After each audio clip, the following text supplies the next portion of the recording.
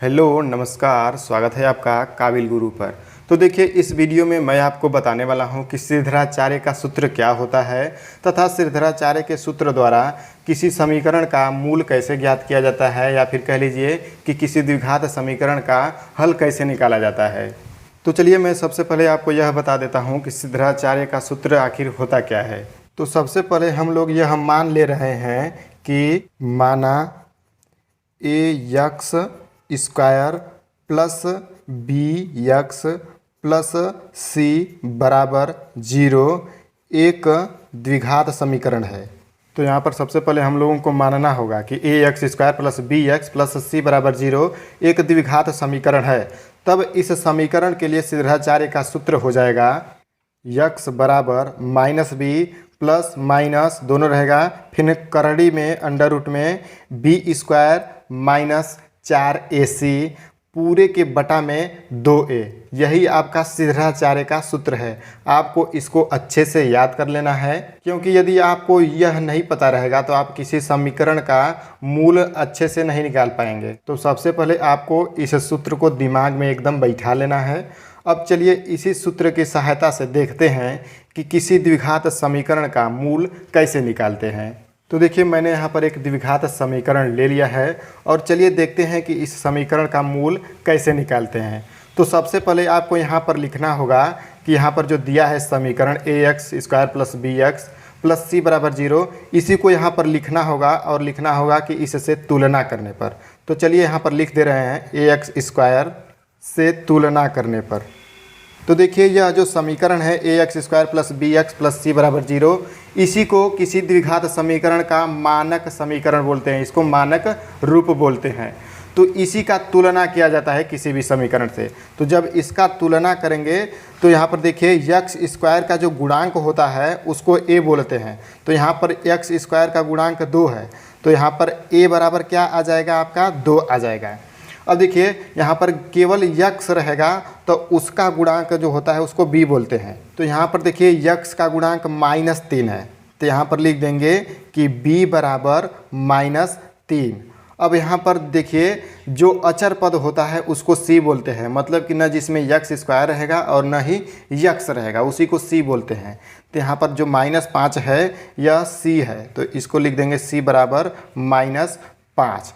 अब चलिए देखते हैं कि इन तीनों की सहायता से इस श्रीधराचार्य के सूत्र में कैसे हम लोग मान रखेंगे कि इस द्विघात समीकरण का मूल हमें पता हो जाएगा। तो देखिए, सबसे पहले आपको लिखना होगा कि x बराबर, यहाँ पर लिखेंगे कि x बराबर -b। तो -b लिखना है, मतलब एक ठो माइनस लगा दीजिए आप पहले से, अब फिर b लिख दीजिए। तो b का वैल्यू भी -3 है, तो यहाँ पर कोष्टक बनाएंगे, इसमें लिख देंगे -3। अब इसके बाद प्लस माइनस है तो यहाँ पर प्लस माइनस लिख देंगे। अब इसके बाद एक ठो बढ़िया सा करड़ी बनाएंगे, तो यहाँ पर देखिए एक ठो करड़ी हम लोग बना ले रहे हैं। इसमें b स्क्वायर लिखना है, तो b का वैल्यू -3 है, तो यहाँ पर लिखेंगे -3 और इसका कर देंगे स्क्वायर। उसके बाद माइनस लिखना है फिर एक ठो, तो यहाँ पर लिख देंगे माइनस, फिर 4ac है तो 4 यहाँ पर लिख देंगे और फिर a का वैल्यू लिख देंगे। तो a का वैल्यू कितना है, 2 है, तो यहाँ पर एक गुणा लिखना होगा, फिर यहाँ पर लिख देंगे 2। तो 4a हो गया, फिर इसमें गुणा कर देना है c का भी, तो c का वैल्यू -5 है, तो यहाँ पर लिख देंगे -5। तो अब देखिए, इनके बटा में आपको लिखना है 2a, तो यहाँ पर लिख देंगे 2 और फिर a का वैल्यू कितना है, a का वैल्यू 2 है, तो यहाँ पर 2 लिख देंगे। अब इसको आपको सॉल्व कर देना है, तो इसको जब सॉल्व करेंगे तो आपको मूल पता चल जाएगा। तो चलिए इसको हम लोग यहाँ पर सॉल्व कर दे रहे हैं। तो देखिए, जब इन सभी को यहाँ पर लिखेंगे तो लिखना होगा x बराबर, देखिए यहाँ पर -3 बाहर है कोष्टक के और फिर अंदर भी -3 है, तो ये दोनों +3 हो जाएंगे, ठीक है। तो यहाँ पर लिख देंगे +3। तो 3 के आगे प्लस नहीं लिखा जाएगा, क्योंकि प्लस रहता है तो नहीं लिखते हैं। अब फिर इसके बाद प्लस माइनस है, तो यहाँ पर लिख देते हैं कि प्लस माइनस। अब एक ठो बढ़िया सा करड़ी बना लो।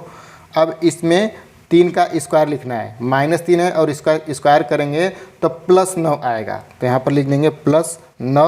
अब इसके बाद यहाँ पर माइनस है, तो यहाँ पर माइनस लिख देंगे। अब इन तीनों का गुणा कर दीजिए, तो देखिए यहाँ पर भी -5 है, इसका मतलब यह प्लस हो जाएगा, तो यहाँ पर प्लस करना होगा, तो इसको पहले आप प्लस कर दीजिए। अब इन तीनों का गुणा करिए, तो 4 दूनी 8 होता है और फिर 8 × 5 = 40 होता है, तो यहाँ पर लिख देना होगा 40, तो यहाँ पर लिख देंगे हम 40। अब फिर इसके बटा में 2 और गुणे 2 है, तो इसको सॉल्व करेंगे तो आ जाएगा आपका 4। अब इसको क्या करना है कि यहाँ पर लिखेंगे यक्स बराबर 3 फिर प्लस माइनस अंडर रूट 9 और 40, इन दोनों को जोड़ना है तो जोड़ देंगे तो 49 आ जाएगा। तो यहाँ पर लिख देंगे 49 और फिर बटा में 4 है तो 4 लिख देंगे। अब इसके आगे क्या हो जाएगा आप देख रहे होंगे कि यहाँ पर लिख देंगे 3 और फिर प्लस माइनस, यहाँ पर देखिए 49 है, इसका वर्गमूल निकालना है तो इसका जब वर्गमूल निकालेंगे तो यहाँ पर 7 आ जाएगा। तो यहाँ पर +3 प्लस माइनस 7 लिख देंगे और उसके बटा में 4 लिख देंगे। अब यहाँ पर देखिए यहाँ पर खेल होगा। खेल क्या होगा कि आपको एक बार प्लस लेना है और एक बार माइनस लेना है, तभी आप इस द्विघात समीकरण का जो 2 ठे मूल होते हैं उनको निकाल पाएंगे। तो सबसे पहले आपको लिखना होगा प्लस लेने पर।